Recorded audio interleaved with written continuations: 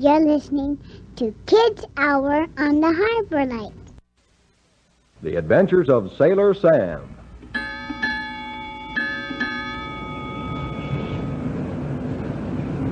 Land ho! Where away? Starboard ho!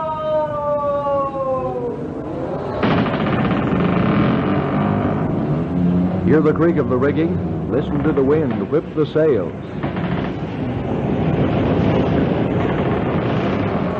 Yes, boys and girls, Sailor Sam's big schooner, the Porpoise, plunges swiftly through the waves, eager to serve her master. Where's she going? Wish I could tell you, but we'll have to find out from Sailor Sam, an adventurous young man whose hunt for scientific truth takes him anywhere. Yes, anywhere. And with him go his two young cousins, Buddy and Nancy. Aye, mate.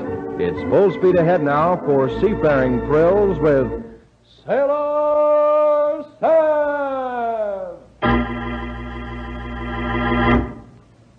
They're getting away! They're getting away! Maybe not, Nancy. Donahue, did you get that license number? I certainly did, old fellow. Well, then let's go. We've got to organize a roadblock before they get a chance to leave the city.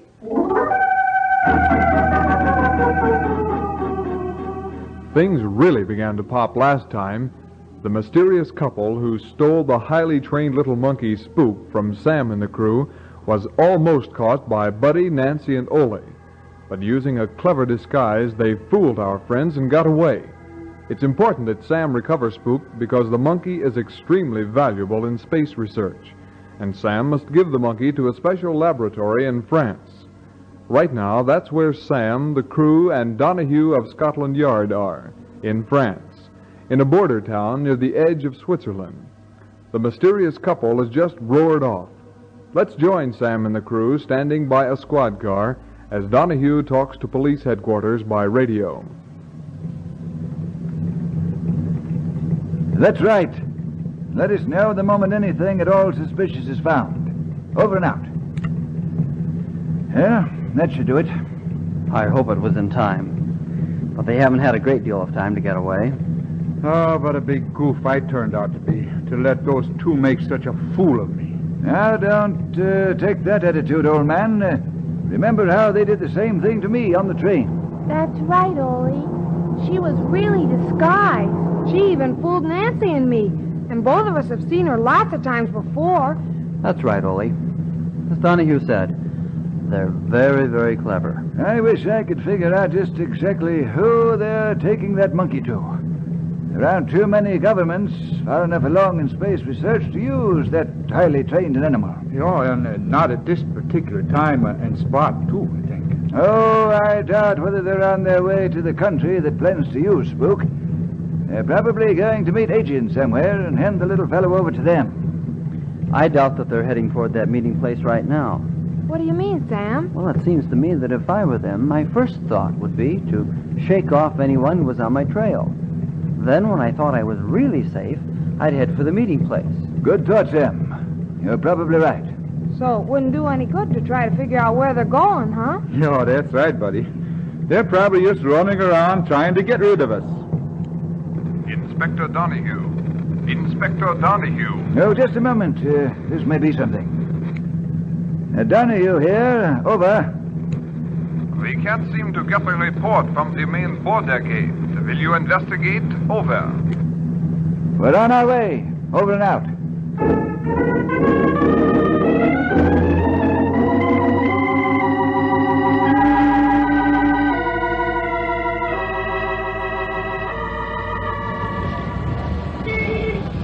Hey, you wouldn't think that they'd get away with anything in so busy a place. I'm beginning to think they're capable of almost anything.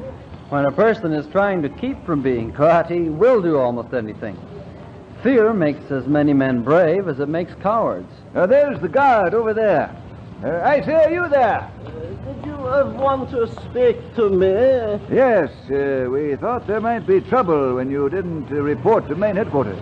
The only trouble is with the radio. I cannot seem to make it work. No sign of the couple that we're after? I have looked at every car, even inside the trunk. No couple looking the way you said they looked. And no monkey. Well, I guess that's that for now. Thanks, old fellow. Are you going back to headquarters? We'll be reporting to them anyway. Why? Would you be so kind as to send someone out to look at the radio? Righto. Keep your eyes open. We'll take care of it. It wouldn't do much good to spot the couple and the monkey and not be able to report it. We'll see you.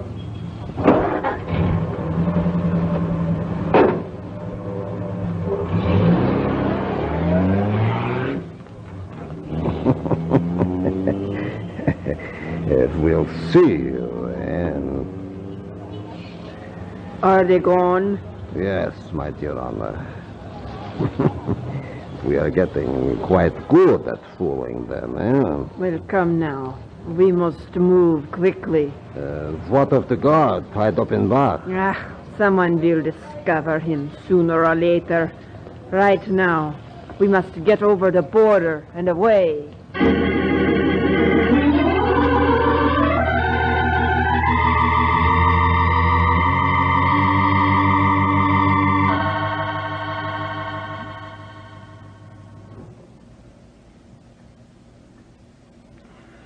Well, we can't all just sit here watching the phone. If they discover anything, they'll call, and I'm pretty sure we'll all hear it, even if we aren't staring at it. I feel awfully nervous about it all. Boy, what if they're trying to sneak across right now? Don't worry, buddy. This is an ideal town to roadblock. There are very few ways in and out of it. If someone tried to get...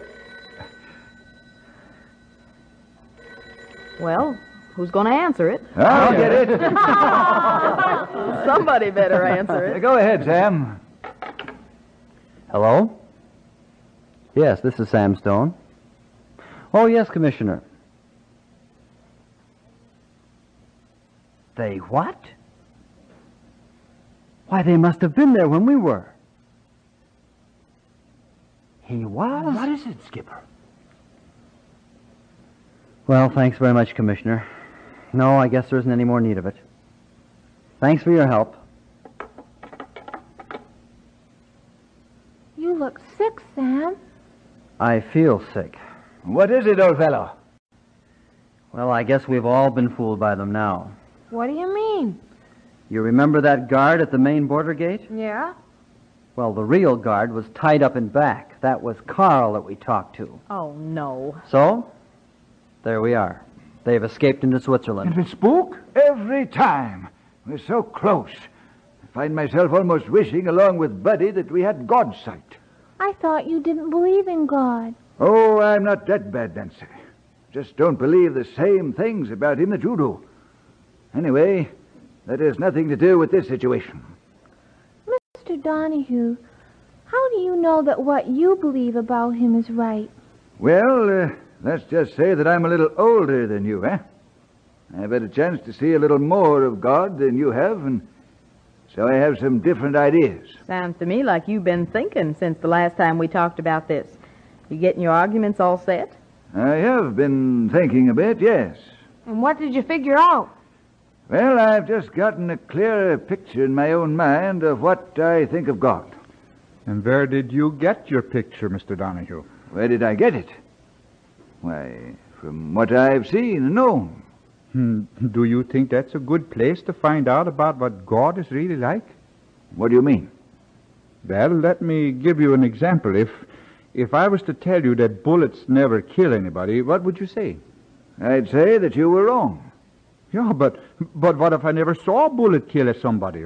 Or what if I'd never know a bullet would kill somebody? Well, that doesn't mean that it doesn't happen. It just means that you haven't seen or known the whole story. And do you think that you've seen or know the whole story about God? You know, there's something about all of you that gives a man the creeps. I hope that isn't completely true, Donahue. No, seriously, I have the feeling that, at least as far as God is concerned, I'll never really win any discussion with any of you. Well, I would rather not think of any discussion such as this as a contest. Well, you know what I mean. I have another one, even more bothersome feeling about this all. What's that, Mr. Donahue? I have a feeling that I shouldn't win in these things. Rather, that I should listen and learn. You might find out a funny thing, Mr. Donahue. Oh? You might find out that by losing, you really win.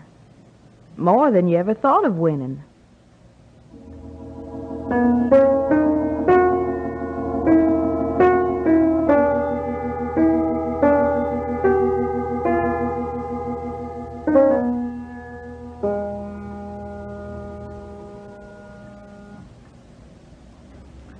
That telegram you got said that the man would be here for the monkey in a few days, didn't it, Sam? That's right, Ole. I expect him to be here either tomorrow or the next day. Boy, what are you gonna tell him? Just what happened, buddy. I don't see any other way. We've lost all trace of the... As that Greek of old shouted, Eureka, I have found it. What are you up to, Donahue? I believe I know where that couple is. You do? Yes. It all came to me while I was out on my walk just now. So I stopped in at police headquarters and looked at a map of this area. Just a minute, please. I'm already lost in my jet. But that couple isn't. Perhaps you'd better start at the beginning. All right. We know which road they crossed into Switzerland on, do we not? Yes. Then it's reasonable to surmise that they continued, at least for a while, on that road, is it not? Yeah? Mm-hmm. Well, I took a good look at that road on the map at police headquarters. As the French hereabouts say, voila! Well, what did you find? The road continues for many miles up into the Alps from here, with no turnoffs. In fact, it goes much farther than they could ever travel by nightfall, without any turnoffs. So they would have to spend a night somewhere along the road, huh? This was my next suspicion. And, knowing that night was not far off, I suspected that they were already making plans to that effect. Well, is there somewhere along that road where they could spend the night? My next question, exactly. And the answer? There are only 2 ski lodges within 200 miles of here. And they are in adjoining valleys. They share the same ski slope. And they must be staying at one of those 2 lodges. I can be more specific than that, Nancy. On checking, I found, by telephone of course, that a couple answering their description checked in at the farther of the 2. Well, let's get going. My sentiments exactly. It occurs to me that if we check into the other lodge, we can observe them without their being aware of us. We really must catch them with the monkey to make charge, you know. Donahue, this is terrific. Well, if we're going, I suggest we start right out. The lodges are about 75 miles from here. The roads are not the very best. Maybe we'd better call for reservations at that other lodge. I'd hate to get that far and not have any place to stay. I took the liberty of attending to that already. Our rooms will be ready for us on arrival. Well, let's get going. Or did I already say that? Anyhow, maybe by the time that man from the space laboratory arrives here to get the monkey, we'll have it to give to him.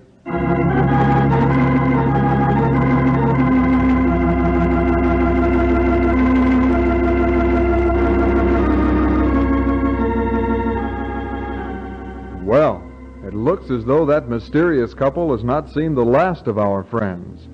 It's about time that things started looking up for them. But you know as well as I do, boys and girls, that Carl and Anna are a clever pair. I know you'll want to be on hand next time when, for the first time, Sam meets the couple face to face.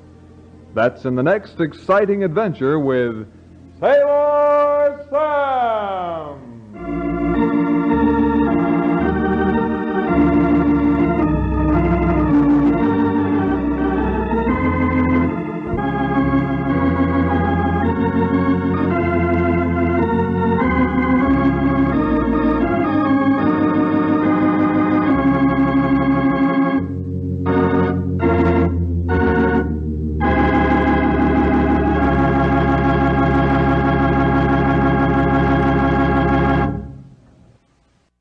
Station for a listening post.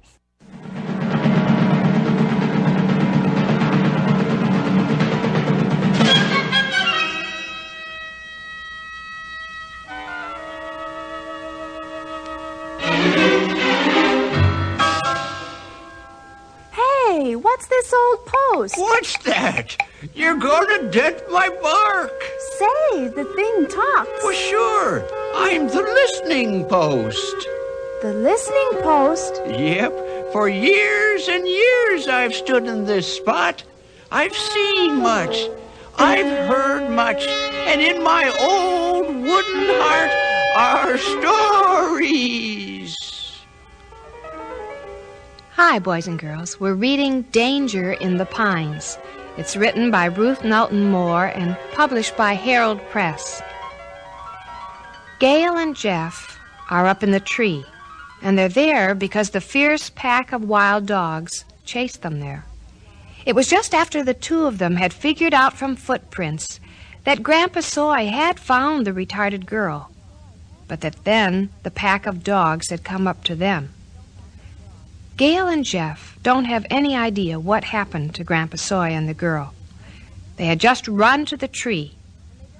Now it's night, and they don't know if the dogs are still at the base of the tree. They had talked for a long time, but then they were quiet. It seemed like hours before Gail spoke again. "Do you hear anything, Jeff?" He cocked his head and listened. Then he realized that there hadn't been a rustle or a growl for some time. "I think they're gone." "You're closer to the ground than me. I'll slide this branch down to you. Throw it straight down. If the dogs are still there, we'll know when it hits the ground." She slid the branch slowly along the trunk of the tree until he could feel it in his hand. Grasping it firmly, he aimed it at the ground below and threw as hard as he could. If the lead dog was still there, he hoped the force of the throw might frighten it away.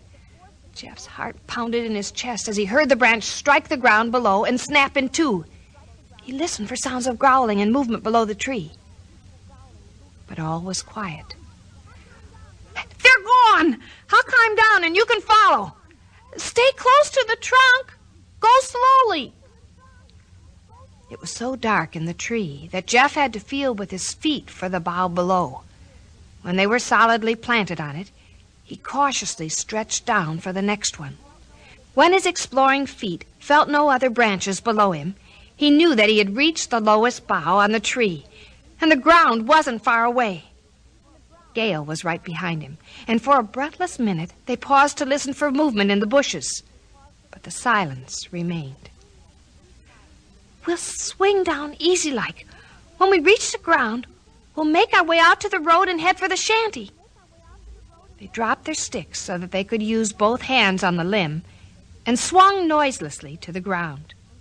They paused again to listen, but the only sound was the night wind breathing through the tree.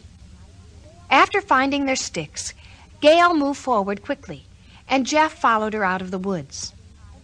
A half-moon riding high in the sky whitened the sand road, its light bringing out the shadowy shapes of the trees and bushes. Jeff and Gail moved quietly, like ghosts in the night, the sand soft and soundless under their feet. They were approaching the bend in the road, and Jeff was beginning to feel confident that they would make it, when a sound in the woods caused him to stop and listen. Gail heard the sound, too, and froze beside him. They tensed, straining their ears. There it was again. A snarl that shattered the stillness of the night and sent cold chills through the two of them. "The dogs are in the woods up ahead, waiting to ambush us." Without thinking, Jeff grabbed her hand and started to run. They had just rounded the bend when a black shadow leaped out of the bushes ahead of them. By its long, low shape, Jeff knew it was the hound. Gail threw her stick at the dog's head. With a piercing whine, the animal ducked out of the way, and in that brief respite, Jeff and Gail sprinted for the dark outline of the shanty. They had barely reached the dooryard when the hound caught up with them. Out of the corner of his eye, Jeff glimpsed it behind Gail, ready to spring. He called out for her to dodge, and just in time she swung around. Jeff kicked out, and his foot caught the animal in the side. With a yelp, the hound sank back. But by now, the German shepherd and the other dogs had joined the chase. With a snarl, the lead dog bounded into the dooryard. Jeff raised his stick. "Beat it! Get!" The German shepherd backed off, then stopped and crouched, its ears laid back against its head, its mouth open and its teeth bared. "He's going to jump you!" Jeff raised the stick, but before he had it shoulder high, the big dog leaped and grabbed the end of it with its mouth. There was a tug of war until the powerful jaws wrenched the stick from Jeff's hands. Jeff made a fumbling motion and almost fell backward when Gale grabbed his jacket and pulled him toward the shanty. The other dogs in the pack closed in and were about to charge at the boy and girl when, through his terror, Jeff glimpsed the slab door of the shanty fly open.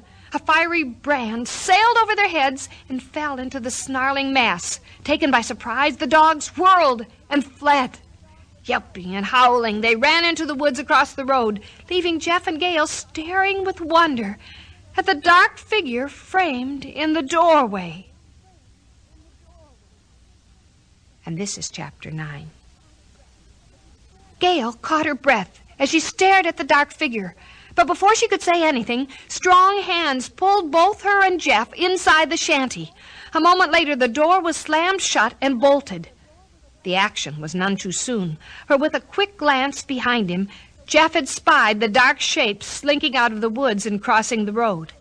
The fiery brand had burned out, and the dogs were returning. It wasn't long before they were barking furiously again. Behind the bolted door, Jeff felt his heart in his throat as he listened to them. "They'll give up soon," a voice spoke out from the dimness of the room. "They know they can't get at us in here. Poor starving critters. Had to turn wild to survive. No wonder they're mean." The barking continued as the dogs milled around the shanty, searching for another entrance. Finding none, they finally gave up, and Jeff could picture the lead dog slinking off into the night again, the others following. He wondered how far they would go.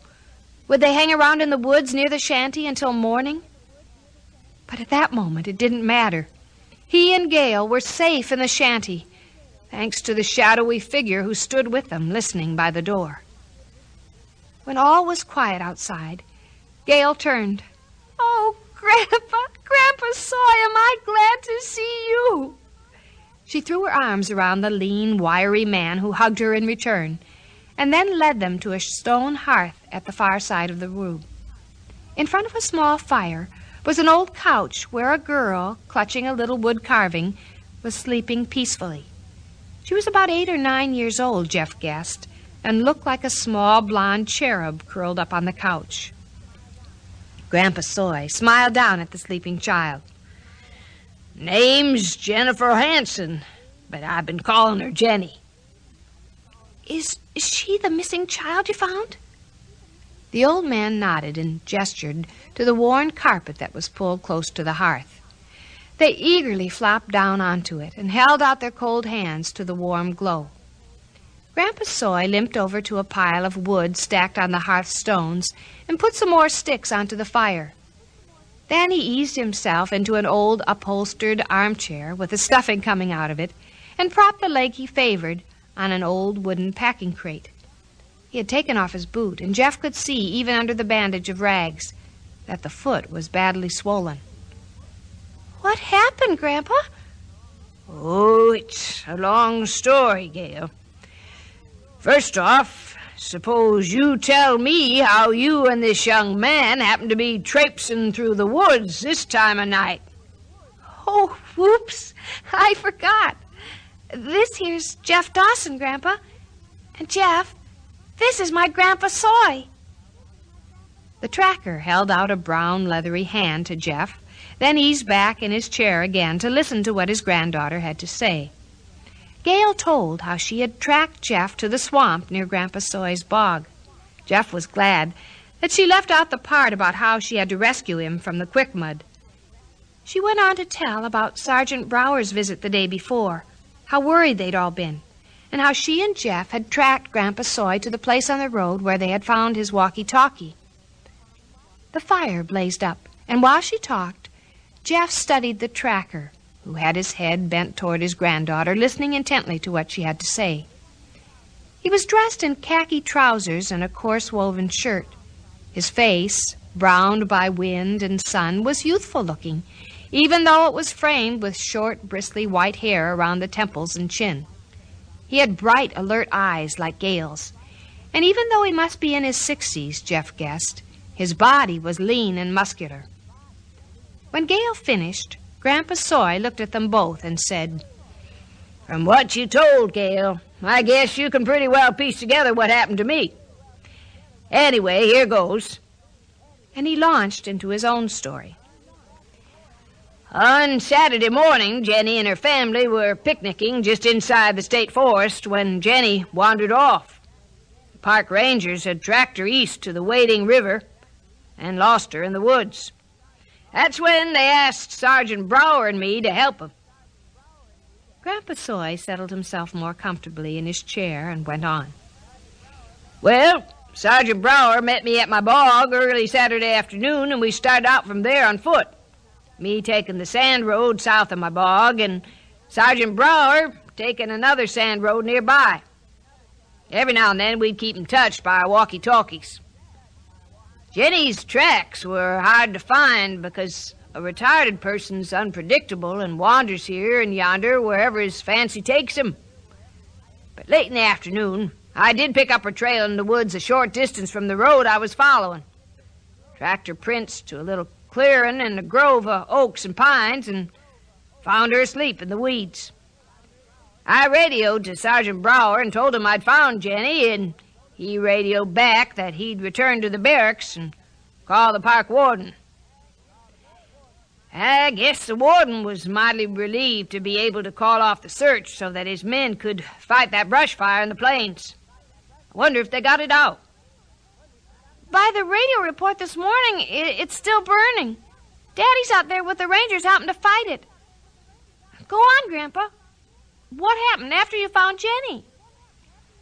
Well, after notifying Sergeant Brower, I carried Jenny out of the woods. When we reached the road, she woke up, and I let her walk along beside me. "How come you came this way and not back to your bog?" Well, because I picked up dog tracks in the woods after I found Jenny, and from the looks of things, I knew the dogs had been stalking me. I tried to warn Sergeant Brower about him, but by that time he was out of range, and I couldn't pick him up with my walkie-talkie. I knew of this empty shanty just down the road, so I thought I'd head for it with Jenny in case the dogs were still around. Grandpa Soy broke off and eased his bandaged foot into a more comfortable position. Well, they were still lurking around, I can tell you that. They were in the woods, had backtracked south, coming out on the road near where you found my walkie-talkie. I tried to fend them off, and I could have done it if it hadn't been for Jenny. She didn't understand what was happening, poor mite, and wanted to go screaming down the road. I never did see such a wiggle-waggle. Had to pick her up and hold her while trying to beat off those dogs. I kicked and ran, and I fell, twisted my ankle under me. The walkie-talkie went flying, but I still managed to hold on to Jenny and at the same time to reach for my knife. When they saw it, the dogs backed away, knowing I meant business, and I managed somehow to get to my feet and hobble to this shanty. "And you and Jenny have been here all this time?" But that's where we'll have to stop with Danger in the Pines. I hope you'll listen again. Bye, boys and girls. Bye, Mrs. Schmid. That's our story for today.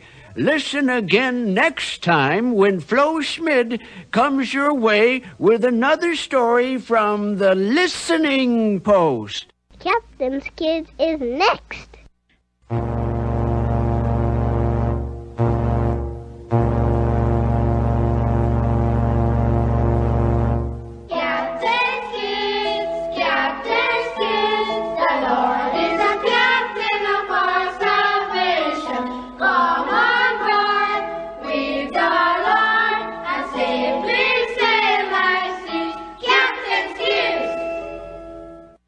Everyone on board the good ship Salvation. It's so good you can come along with us on this lovely day. Are you being kind to each other?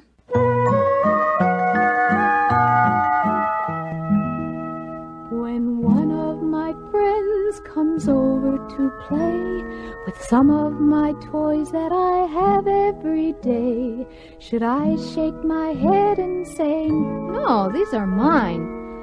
Or should I be willing to share and be kind? What would you do?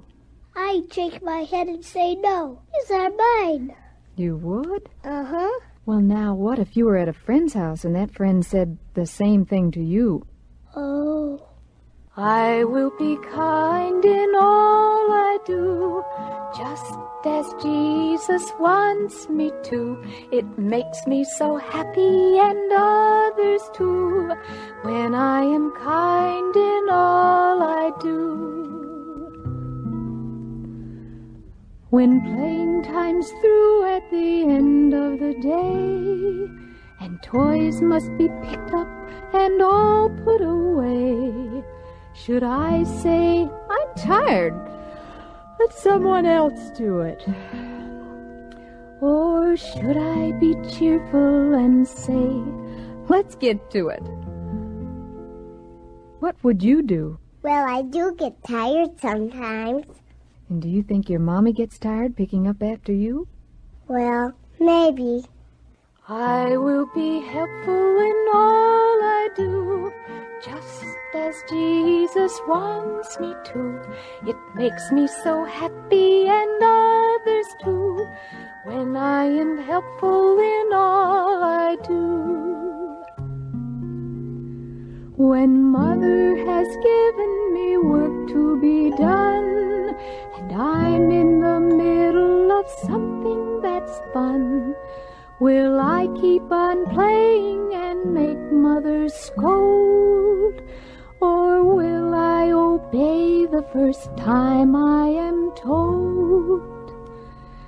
What do you think? Well, I don't like Mommy to scold. Your mommy probably doesn't like to scold either. I guess she doesn't. Obeying right away makes everybody happy, doesn't it? Yes, that's right. I will obey in all I do, just as Jesus wants me to.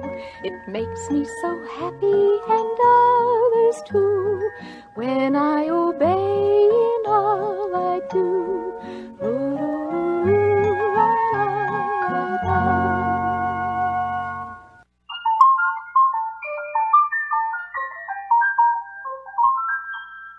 These are the adventures of Raindrop. Everywhere I go, what a precious promise, what a joy to know that everywhere I go, Jesus will be with me, everywhere I go. Today, in the cloud home of Mother Cloud and Raindrop, halfway down the skyway, we find Raindrop just finishing her frosty flakes and moon milk. What is the Bible verse this morning, Mother Cloud? It's a hard one, dear. Not hard to remember, but hard to put into action. It won't be hard for me. Oh, we'll see, dear. Here it is. It's Ephesians chapter 4, verse 32. And be ye kind one to another, tender-hearted, forgiving one another. Now, that's long, so let's take a bit of it at a time. And be ye kind. And be ye kind one to another. One to another. Tender-hearted, forgiving one another. Tender-hearted, forgiving one another. Now all of it. And be ye kind one to another. Tender-hearted, forgiving one another. Be ye kind one to another. Tender-hearted. Tender-hearted, forgiving one another.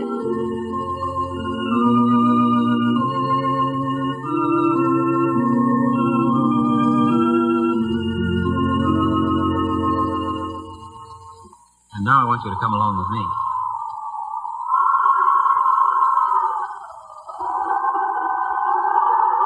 And here we are in the Sky Forest. Remember? I brought you here some time ago. Right over there by those giant trees, in the cave on the side of the hill, lives Miss Breeze. Let's go see her. Miss Breeze. Oh, Miss Breeze. Yes? It's North Wind, Miss Breeze.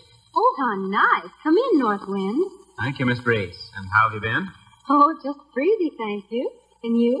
Oh, can't complain. I was just wondering if you felt strong enough to help me give Raindrop a surprise birthday party. Why, I think that's a lovely idea. And let's have it here. Good. I'm glad you can do it. Now, who should we invite? Oh, I thought it'd be nice to invite most of her friends. I could go down to Earth and get Dewdrop and Drizzle. Fine, and I'll call Bubbles and Sergeant Rainwater on the skyline. Now we really have to keep it a secret. Then we won't tell Raindrop until the last minute. When is her birthday? Day after tomorrow. Perfect. Now I must be on my way. What are your orders for today? Well, today I'm to help dry clothes on a line way down on Earth. All right. Then will you call me tomorrow and we'll make the final plan? Okay. I'm so glad to see you're better and so happy.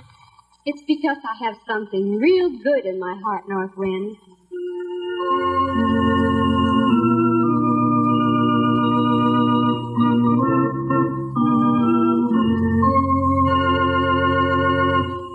Hello, Skyline operator. Could you please give me Bubbles? Pardon? Oh, she is near the soap factory. That's right. Hello, Bubbles. Bubbles, this is Miss Breeze. Dear, North Wind and I want to give Raindrop a birthday party. Really? A birthday party? Oh, I love parties. Now listen, dear. It's going to be day after tomorrow, and it's a surprise. Oh, I'll be there. Already I knew what I'll get her. Don't forget now, it's at my cave apartment, and it's a secret. Okay. Oh, a birthday party. Mother, it's Breeze.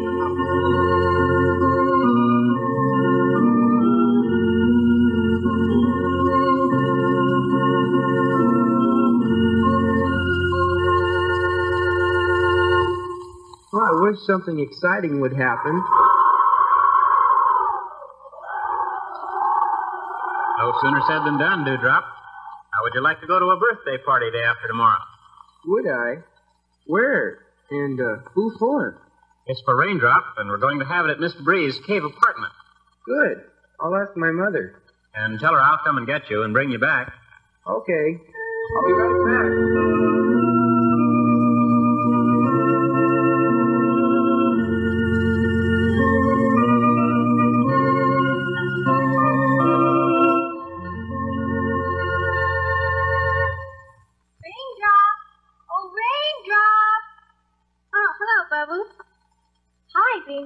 Can you come out? Uh-huh. What do we do? Let's play. I have my icicle tricycle. Okay, and I'll get my icicle bicycle. I'll be right out.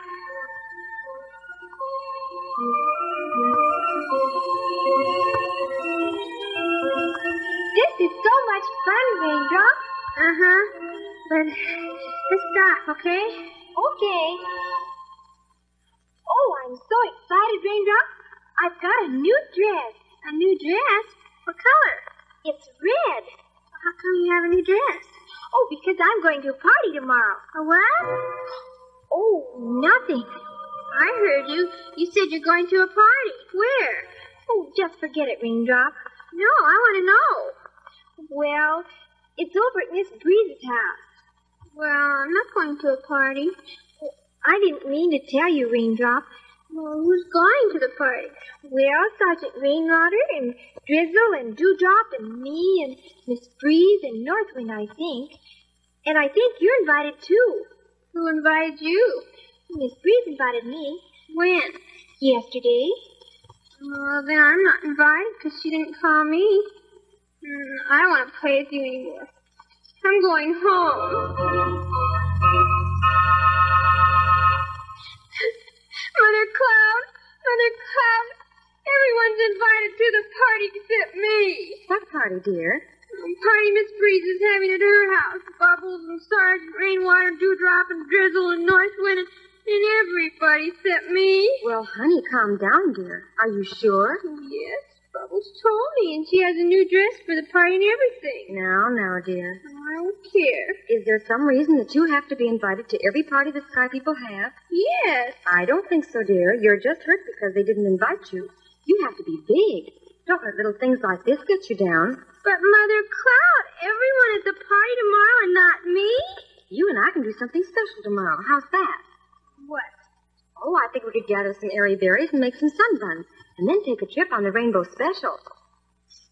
Okay, Mother Cloud. Well, that's my girl. Dear, you'll find all along in life that things will happen to hurt you, but you mustn't let them bother you. Mother, I'm mad at Northwind, too. He's supposed to be my pal, and he never even told me a word about it. Well, there must be some reason, dear. No, there isn't, and I don't like him anymore. Raindrop, be careful. I don't ever want to see him again. He's not my pal anymore. Dear, you're doing something now that's worse than being hurt. You're accusing North Wind of something and you're not sure he did it. You have an unforgiving spirit. You know we don't teach you the Bible verses just for fun. You're supposed to do what they say. Just yesterday our verse was, be ye kind one to another. Now, if you're really a Christian, Raindrop, you'll feel differently. And regardless what you think North Wind has done, you'll forgive him. I really do want to be a Christian, Mother Cloud. And I really love North Wind.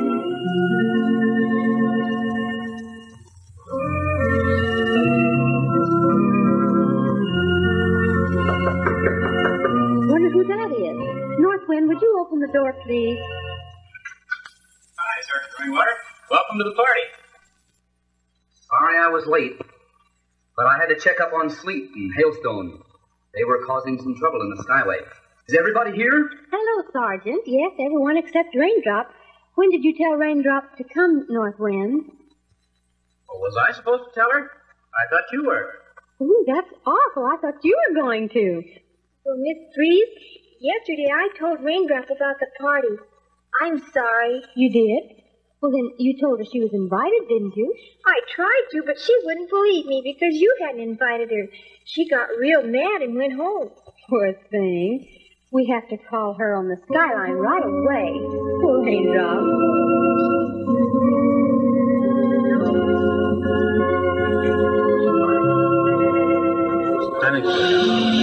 Everyone, here she comes. Surprise! Happy birthday, Raindrop!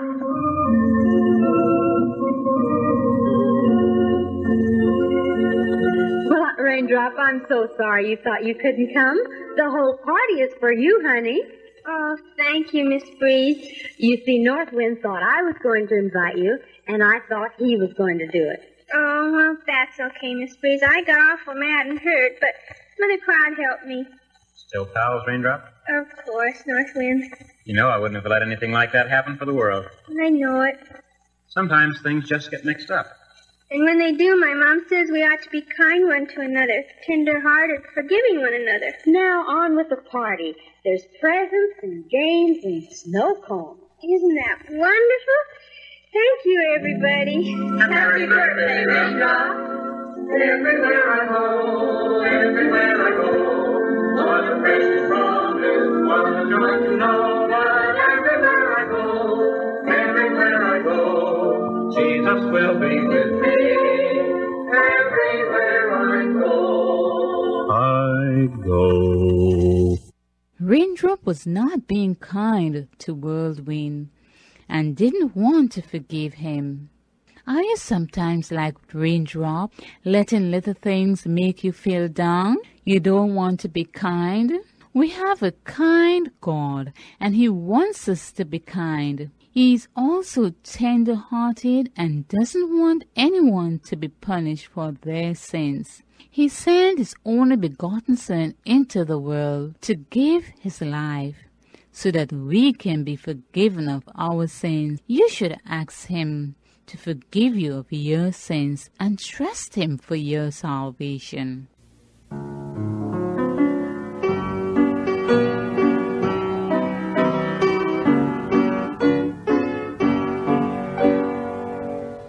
A little child of 7 or even 3 or 4 may enter into heaven through Christ the open door. For when the heart believeth on Christ the Son of God, 'tis then the soul receiveth salvation through His blood.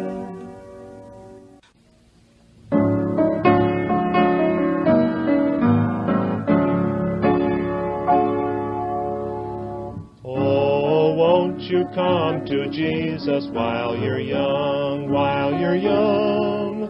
Oh, won't you come to Jesus while you're young? Don't think it will be better to delay it until later, but remember your Creator while you're young, while you're young. But remember your Creator while you're young.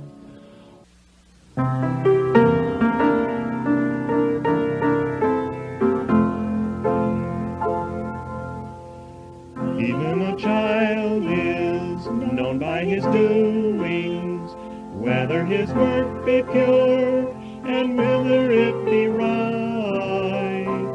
Even a child is known by his doings, whether his work be pure and whether it be right.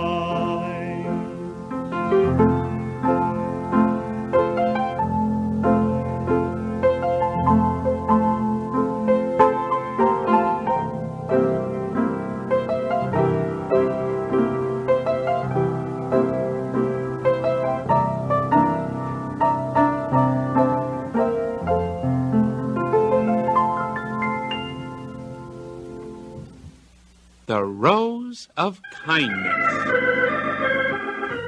Emily Jeffries and her two friends, Candy and Ellen, were on their way to school. As they passed Mrs. Kramer's house, Emily stopped to smell the beautiful roses growing near the fence. As soon as she did, Emily realized that was a mistake. You girls get away from my roses. Thought you'd pick them, didn't you? Well, I caught you. Get out of here before I call the police. Mrs. Kramer stood there watching them walk down the street. She didn't turn to go back inside until after the girls turned the corner. Until then, the girls hadn't said a word. Boy, what a mean lady she is. You're right, Candy. Mrs. Kramer sure is mean, isn't she, Ellen? She ought to be called Mrs. Krabby. You can say that again. I wonder why she was so upset. I was only smelling her roses. She could see that. Krabby certainly is the right name for her. That night, during family devotions, Emily and her father were going over her daily memory verse. Well, Emily, you know, it's really important that you hide God's Word in your heart. Then it becomes life to you. The verses you memorize are available for any situation. Now, do you have your new verse memorized? I think so, Dad. Ephesians 4:32. Be ye kind one to another, tender-hearted, forgiving one another, even as God for Christ's sake has forgiven you. Well, that's my girl. Letter perfect. But now, Emily, what does that verse mean? You know, there's no value in memorizing a verse if you don't understand it. Knowing the meaning makes the verse more real to you. Well, it means because Jesus forgave us, we should forgive others. Good. What about the be ye kind one to another part? Well, I'm not sure exactly, but it reminds me of something that happened today. Oh, what's that, hon? Well, Ellen, Candy, and I went past Mrs. Kramer's house on our way to school, and I stopped to smell her roses. They're the most beautiful I've ever seen. Mrs. Kramer saw me and yelled at us to get out of her yard or she'd call the police. She wasn't very kind. We called her Mrs. Krabby. I kept thinking about how mean she was all day. It makes me mad. Oh, now, wait a minute. Sounds to me like you weren't very kind or forgiving, Emily. What do you think? Well, yeah, you're right. You didn't call her Mrs. Krabby to her face now, did you? Oh, no, of course not, Daddy. But I know we shouldn't have said it at all. Well, then what do you think you ought to do about it?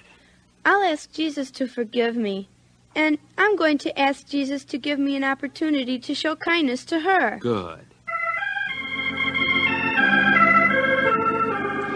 Well, that opportunity came the very next day on her way to school. As the girls neared Mrs. Kramer's, they saw her dog, Daisy, dash out in front of them. Daisy! Daisy! Come back here, you naughty dog! Without thinking twice, Emily handed her books to Ellen and took off after Daisy. Soon she had retrieved the little dog. She held Daisy tightly as she returned her to Mrs. Kramer. It's all right, Daisy. I won't hurt you. Shh. That's a good dog. Here she is, Mrs. Kramer. Thank you, young lady. Daisy likes to go for walks, but my legs aren't what they used to be. I'm Emily Jeffries, Mrs. Kramer. I'd be happy to walk your dog for you. What? Oh, no, thank you. Run along, girls, or you'll be late for school. The girls went on their way. As they rounded the corner, Ellen turned to Emily and said, "Why did you volunteer to walk Mrs. Krabby's old dog?" Yeah, I wouldn't have even caught her old dog after the way she yelled at us yesterday. Her name is Mrs. Kramer, and I really wanted to catch her dog for her. Daisy might have been hit by a car, and I honestly wouldn't have minded walking Daisy either. I love dogs. You know, catching Daisy was an answer to prayer. Jesus gave me a chance to be kind to Mrs. Kramer. After school, as Emily walked home alone, she was surprised to see Mrs. Kramer standing at her gate. Emily Jeffries, can you come here, please? Yes, Mrs. Kramer? I've been thinking about your offer to walk my dog, and I've decided to let you if you still want to. Yes, oh yes. You understand I won't let you do it for nothing. I can't pay very much, but I can pay. You may walk Daisy every other day.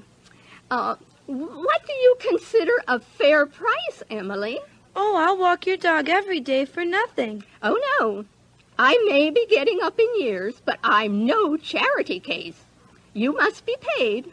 How would it be, Mrs. Kramer, if I walk Daisy and you show me how to raise roses?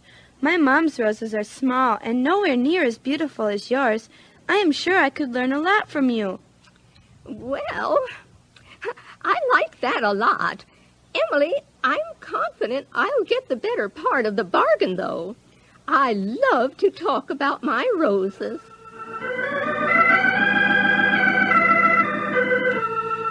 Every day after school and on weekends, Emily walked Daisy. When she was finished, she and Mrs. Kramer spent time working on Mrs. Kramer's roses, and Emily learned about pruning and dusting and fertilizing. While Emily was learning about roses, Mrs. Kramer was learning something even more important. Emily was demonstrating to Mrs. Kramer the love and kindness of Jesus. Now, Emily, don't forget to dig around the roses. The soil needs to be loosened now and then so the roots can get air. And be sure not to use too much fertilizer. That's my prize rose. I take extra care of it. I plan on winning a blue ribbon at this year's flower show with that beauty. I know some verses to go with caring for plants. It's something Jesus said. Wonderful. So far you've had a verse for sowing, a verse for pruning, a verse for grafting, not to mention several verses on a variety of other subjects. I enjoy hearing you recite all those verses you've committed to memory. Let's hear these verses, too. They're from Luke 13, verses 6 through 9. He, that's Jesus, spake also this parable. A certain man had a fig tree planted in his vineyard, and he came and sought fruit thereon, and found none. Then he said unto the dresser of the vineyard, Behold, these 3 years I come seeking fruit on this fig tree, and find none. Cut it down. Why cumbereth it the ground? And he answering said unto him, Lord, let it alone this year also, till I shall dig about it, and fertilize it, and if it bear fruit, well, and if not, then after that thou shalt cut it down. Interesting. Such a memory you have, Emily. Now, how about some nice fresh-baked cookies before you go home? I'd love it. And I made some bread, too, for you to take home to your mother. Mrs. Kramer was waiting at the gate for Emily when she arrived the next day. Emily, at last you're here. I've been waiting for you. You're later than usual. I'm sorry, Mrs. Kramer. I got a late start on my chores. But I'm here now, and I'll get right to walking Daisy. Oh, that can wait. Come sit on the porch swing with me, Emily. I have something to tell you. What is it? I couldn't sleep a wink last night. I tossed and turned. And do you know why? All those verses you've been quoting came rushing back into my mind. Try as I might, I couldn't shake them. I especially remember those verses you recited yesterday. I got up out of bed, and through the window I could see my prize roses in the moonlight. everything was suddenly so clear to me. You're just like my prize rose. Me? Yes. I think you've let Jesus prune you and water you, and with his care, you have become a rose of kindness. I realize something else, too. What's that, Mrs. Kramer? I am nothing but a thorn bush. All my life I've been mean and selfish, never really trusted anyone. I was so surprised when you helped me catch Daisy. No one has bothered to do more than they had to for me before. You treat me like that vine dresser in the verse you spoke about. If it hadn't been for you, I'd never have done what I did. I'm not sure I understand. You brought love and kindness into my life. After watching the way you live and hearing the verses you learned, I realized I needed what you had. I needed Jesus. Last night, I knelt down by my bed and gave my heart to Jesus. He saved me. And now, even in my old age, I can begin to bear fruit for Jesus. Oh, Mrs. Kramer, that's wonderful. Now you're a part of the family of God, too. It is wonderful. Now that we are part of the same family, why not call me Grandma Kramer? Would that be all right? Yes. Oh, yes, Grandma.